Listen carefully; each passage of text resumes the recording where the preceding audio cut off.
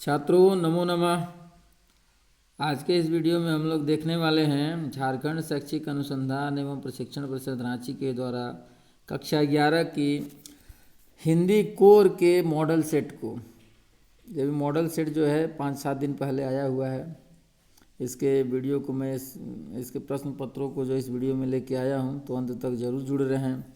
इसके पहले जो है क्लास 9, 10, 11, 12 के संपूर्ण सिलेबस और मॉडल सेट को देखने के लिए आप चैनल के साथ जुड़ जाएं। फटाफट चैनल को सब्सक्राइब कर लीजिए। आइए प्रश्नों को देखते हैं हम लोग। कुछ निर्देश दिए हुए हैं जिसको आप लोग पढ़ लीजिएगा, पढ़े भी होंगे। सबसे पहला जो खंड का है अपठित बोध, यानी ये वैसा खंड होता है जो आपको इससे पहले कहीं पढ़ने को नहीं मिला होगा। उसको पढ़ करके उसी के बेस पर नीचे 4-5 प्रश्न दिए होते हैं, तो ये 4 प्रश्नों के उत्तर को आपको उसी के आधार पर देने हैं। तो आप उसको पढ़ लीजिएगा। मैं पढ़ लिया हूँ। अब फटाफट हम लोग प्रश्नों को देखते हैं। एक बार जाने के बाद क्या वापस लौट कर नहीं आता? तो समय जो है एक बार निकल गया तो फिर वापस नहीं आता है। बहती नदी के माध्यम से कवि क्या सिद्ध करना चाहता है? तो बहती नदी के माध्यम से कवि समय का महत्व को सिद्ध करना चाहता है। जीवन में किस प्रकार के लोग प्रगति करते हैं? तो जीवन में योजना बनाकर कार्य करने वाले लोग और आशा का प्रबल भाव रखने वाले लोग, दोनों यानी दोनों टाइप के लोग प्रगति करते हैं। आगे है दृढ़ निश्चयी वीर को क्या लाभ प्राप्त होते हैं? तो दृढ़ निश्चयी वीर को सफलता प्राप्त होता है, सभी प्रकार के सुखों का उपभोग करते हैं और जीवन में निरंतर आगे बढ़ते हैं। तो यानी उपरोक्त सभी जो है ये इसका सही ऑप्शन है 4 का घ। आगे देखिए एक अपठित गद्यांश है, इसको आप पढ़ लेंगे। इसके बाद 5 से 8 प्रश्न के जो उत्तर हैं इसको हम लोग देखते हैं। साहित्य की दीवार किसकी नींव पर खड़ी होती है? तो साहित्य की जो दीवार होती है वो जीवन की नींव पर खड़ी होती है। छठा प्रश्न है जीवन अगम्य है क्योंकि वह परमात्मा की सृष्टि है। ठीक है, क्योंकि वो परमात्मा की सृष्टि है। 7वां है जीवन का उद्देश्य क्या है? तो जीवन का जो उद्देश्य है वो है आनंद। जीवन का उद्देश्य क्या है? आनंद। 8वां है गद्यांश का उपयुक्त शीर्षक है। तो साहित्य और आनंद ये गद्यांश का उपयुक्त शीर्षक है। खंड ख, हम लोग खंड ख को देखते हैं अभिव्यक्ति और माध्यम। इसमें से क्या क्या है? जनसंचार का श्रव्य माध्यम कौन सा है? तो श्रव्य मतलब ऑडियो, जिसकी केवल आवाज़ आए, तो रेडियो जो है वो जनसंचार का एक श्रव्य माध्यम है। दूरदर्शन में आवाज़ और दृश्य यानी दृश्य और श्रव्य दोनों होता है। 10वां है सूचनाओं का संकलन कर संपादक तक पहुंचाने की जिम्मेदारी किसकी होती है? तो वो पत्रकार की होती है। 11वां है साहित्यिक अभिव्यक्ति में रचनात्मक लेखन का माध्यम है। तो साहित्यिक अभिव्यक्ति में रचनात्मक लेखन का माध्यम भाषा है। नाटक विधा है, तो नाटक विधा जो है वो दृश्य और श्रव्य दोनों है। अगला है आमतौर पर कार्यालयी पत्र को क्या कहते हैं? तो जो कार्यालयी पत्र होते हैं उनको हम औपचारिक पत्र के नाम से जानते हैं। ऑफिशियल लेटर जो होते हैं उनको हम औपचारिक पत्र कहते हैं। 14वां प्रश्न है वर्तमान समय में जनता तक पहुंचने वाले समाचार कहाँ से प्राप्त होते हैं? तो ये जो समाचार होते हैं ये समाचार समितियों द्वारा, इंटरनेट द्वारा और प्रेस विज्ञप्तियों द्वारा, इन सभी के द्वारा हमारे पास आसानी से ये पहुंच जाते हैं। 15वां प्रश्न है फीचर लेखन में कितने आयाम होते हैं? तो फीचर लेखन में 3 आयाम होते हैं, 3 डायमेंशनल होता है ये। 16वां प्रश्न है नोटिस का हिंदी रूप है? तो नोटिस का हिंदी रूप जो होता है वो सूचना होता है, इन्फॉर्मेशन। 17वां प्रश्न है पत्राचार किसकी अभिव्यक्ति का सरल तरीका है? तो पत्राचार जो है व्यसनों, विचारों और संकेतों, ठीक है, व्यसनों, विचारों और संकेतों इन सब का तरीका है। तो 17 का जो है घ वो सही है। नेक्स्ट क्वेश्चन है वह हिंदी जिसका प्रयोग दैनिक व्यवहार, वाणिज्य, पत्राचार, प्रशासन, व्यापार, चिकित्सा, उद्योग, योग, संगीत, विज्ञान, प्रौद्योगिकी आदि क्षेत्रों में होता है उसे कहते हैं? तो उसे हम आधुनिक हिंदी के नाम से जानते हैं। कौन सी हिंदी? आधुनिक हिंदी। अब हम लोग आ गए हैं खंड ग पाठ्य पुस्तक से संबंधित प्रश्न। यहाँ देखिए एक पद्यांश दिया हुआ है, अंधकार की गुहा सरीखी, उन आँखों से डरता है मन, भरा दुख भरा दूर तक उनमें दारुण दैन्य दुख का नीरव रोदन। प्रस्तुत पंक्तियों के रचयिता कौन है? तो इन पंक्तियों के रचयिता हैं सुमित्रा नंदन पंत। 20वां प्रश्न है, किन आँखों से कवि को डर लगता है?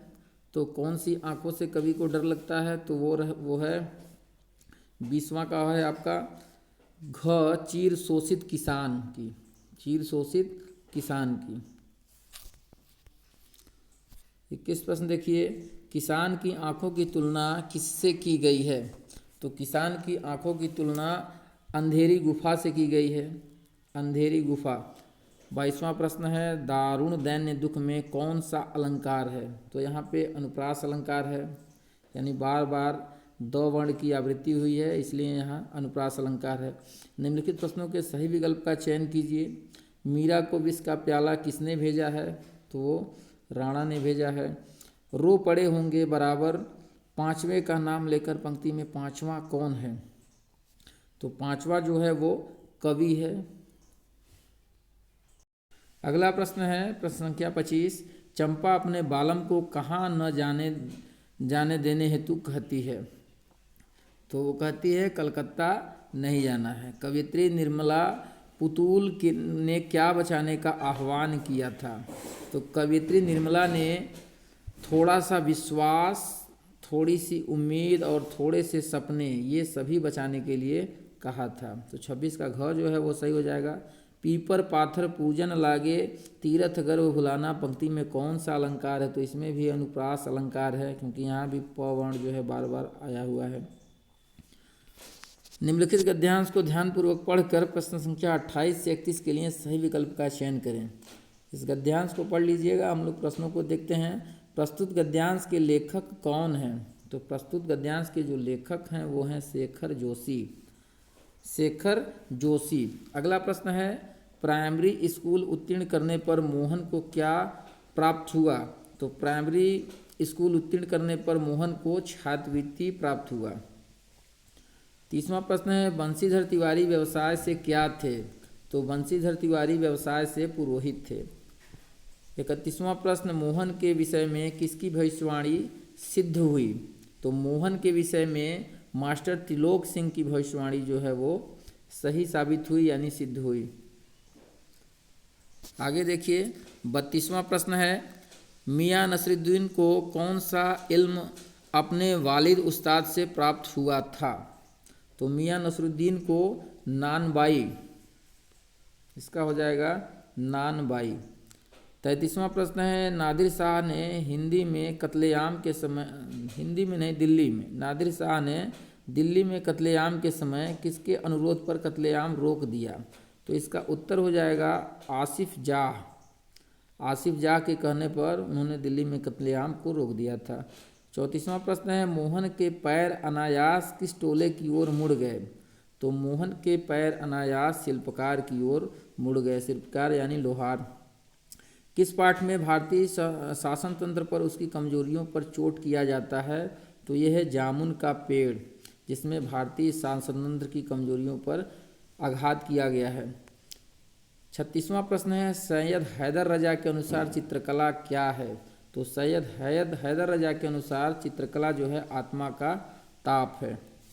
अगला प्रश्न है प्रश्न संख्या 37 है, लता मंगेशकर का प्रसिद्ध चित्रपट गायन सर्वप्रथम किस फिल्म पर था? तो उस फिल्म का नाम है बरसात। क्वेश्चन नंबर 38, सीधे बरसात से मिलने वाला पानी क्या कहलाता है? तो सीधे बरसात से जो पानी मिलता है उसे हम पालर पानी के नाम से जानते हैं। बेबी ने अपनी किताब किस भाषा में लिखी थी? तो बेबी ने जो किताब लिखी थी उसका भाषा था बंगला। 40वां प्रश्न है, पत्रिका में ऐसा कौन सा नाम लिखा था जिसे देखकर बेबी आश्चर्यचकित हो गई? तो उसमें लिखा था आलो आधारी बेबी, जिसको देख करके बेबी आश्चर्यचकित हो गई। तो इस प्रकार हम लोगों ने हिंदी के कुल 40 प्रश्नों को देखा। ऐसे ही चैनल पर 11वीं कक्षा के सभी विषयों को अपलोड कर दिया गया है। आप जैक बोर्ड प्रश्न पत्र के नाम से एक प्लेलिस्ट बना हुआ है, जिसका लिंक नीचे डिस्क्रिप्शन बॉक्स में दिया हुआ है। इसके माध्यम से आप आसानी से प्रत्येक वीडियो को देख सकते हैं। मिलते हैं अगले वीडियो में, तब तक के लिए धन्यवाद।